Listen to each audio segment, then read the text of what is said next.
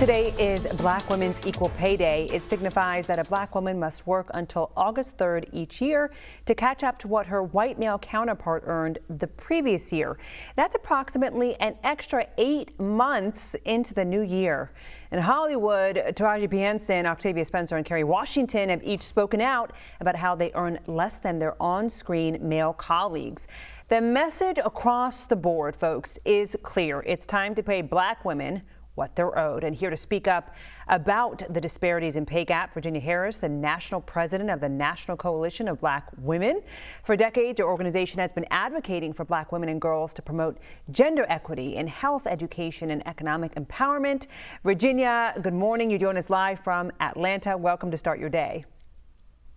Good morning, and thank you for inviting me to be part of the discussion on Black Women Equal Pay Day. We're certainly excited to have you. And I just want to jump in here. NCBW has been around for more than 50 years, advocating, promoting gender equity in health, education, as we mentioned, economic empowerment.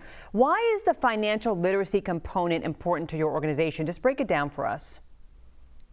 It's important because that's our area of economic empowerment, to make sure that the women we serve in the inner city communities are equipped with what they need to grow their businesses, become entrepreneurs, and understand how to save and put money aside to buy homes, plan for the future, especially planning to retire. So we make sure that our 61 chapters in 27 states across the country provide that information to the people we serve in inner cities. More knowledge, more power. I get it. The National Women's Law Center reports Black women are paid 63 cents for every dollar a white man makes. What can companies do to close the wage gap now, right?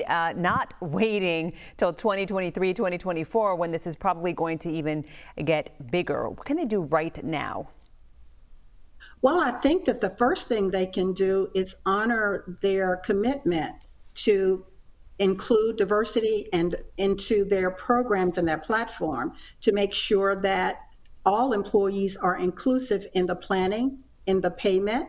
Women are doing the same type jobs that men are doing in corporation, yet they're earning 80% less than the men. So I think that it's important that they understand that that promise they made after the George Floyd incident is upheld. Employees have to hold them accountable to make sure that their diversity and inclusion program is still on board, and they are looking at making sure that they keep the promise that they made. How much is the onus on Black women to speak up, to know their value, to come to the table with the proper negotiation techniques and tips? How important is that piece of it for the Black woman to actually come into the interview, the job process, understanding her value?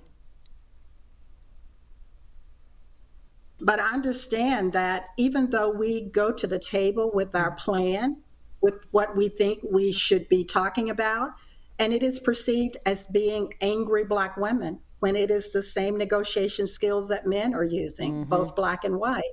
So we have to continue to make sure that our voice is heard, and we have to continue to hold the company's feet to the fire. It's been more than a year, as you mentioned, George Floyd here, since his death, and it led to an increased calls for social change, eradicating racism and gender biases. Many Fortune 500 companies and other organizations, like you said, they announced the plans to tackle D&I, diversity, equity, and inclusion in the workplace. But how do you feel actual progress is happening as it relates to Black women in pay? Well, some of the promises that was made, they are still almost 50% less than fulfilling those obligations. And I think the first thing that needs to happen is that corporations need to acknowledge the role they have played and is still playing in upholding institutional racism. And that can start by first the employees and the leaders of these companies being silent about the issue instead of talking about it. I'm reminded of Martin Luther King's when he said that in the end, we will remember not the words of our family, but the silence of our enemies. So I think that the companies need to speak up and not be silent and deal with racism within the company. And second, they need to overcome defensiveness, and they need to stop generalizing what's happening and put learning skills in place that will help everybody understand the value of racism and how they can make everybody feel inclusive in the company. And we know that the House passed, Virginia, the Paycheck Fairness Act back in April, but it has failed to pass the Senate. Who knows if that's going to happen?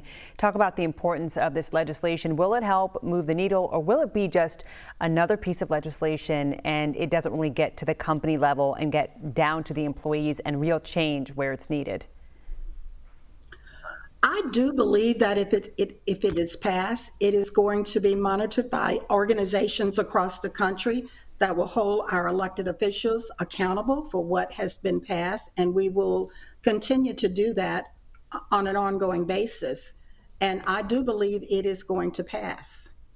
We are still advocating with our legislators to make sure that they understand things that are important to Black women and girls in this country. And so we continue to push those policies ahead of agendas and remind the elected officials what's important to us. Speaking of elected officials, you host that annual legislative day.